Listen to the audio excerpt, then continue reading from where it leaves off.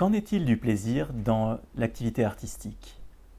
Voilà une bonne question, puisque le plaisir, c'est quelque chose qui est essentiel, qui va nous permettre de travailler plus, beaucoup plus loin que ce qu'on aurait pu imaginer dans un premier temps, dans une temporalité qui est qualitativement différente. Une temporalité longue, un travail de création ne se fait pas sur un temps court. Il va donc falloir, au sein de l'institution de soins, arriver à admettre que ce temps existe. Ce temps de la continuité, qu'en psychiatrie on connaît bien. On ne soigne pas en psychiatrie de façon rapide, courte et efficace. On le souhaiterait parfois. Certains décideurs le souhaiteraient. Mais ça n'est pas quelque chose qui se produit. Et bien de la même manière, lorsqu'on pratique une activité artistique, on est sur une temporalité où le déploiement de quelque chose va se faire, de quelque chose qu'on ne connaît pas au départ, qui est juste une aspiration, un principe qui progressivement va prendre forme.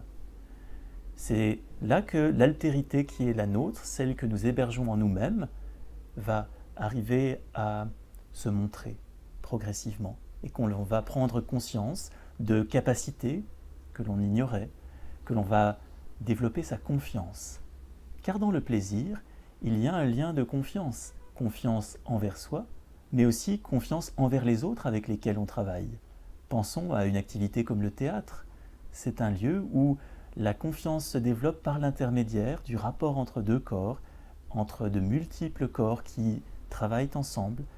Et cette enveloppe groupale est quelque chose dont on sait qu'elle a une valeur éminente du point de vue du soin. L'enveloppe de groupe, c'est quelque chose qui donne à la fois du plaisir corporel et qui va aussi permettre le développement d'une certaine confiance, d'une certaine assise psychique. Lorsqu'on travaille en parlant de plaisir, c'est quelque chose de très difficile à entendre, notamment pour les professionnels du soin. J'ai participé à de nombreuses reprises à des congrès et colloques où il était question du soin que l'on se donne à soi-même pour soigner les autres. Et j'ai pu constater à quel point les soignants avaient du mal à parler du prendre soin de soi en tant que soignant. Alors, parler de satisfaction ou de plaisir, c'est encore plus difficile.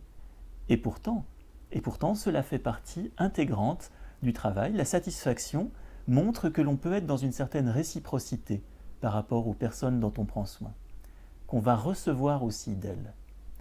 Et dans le cadre du travail artistique, cette réciprocité, justement, peut se mettre en place.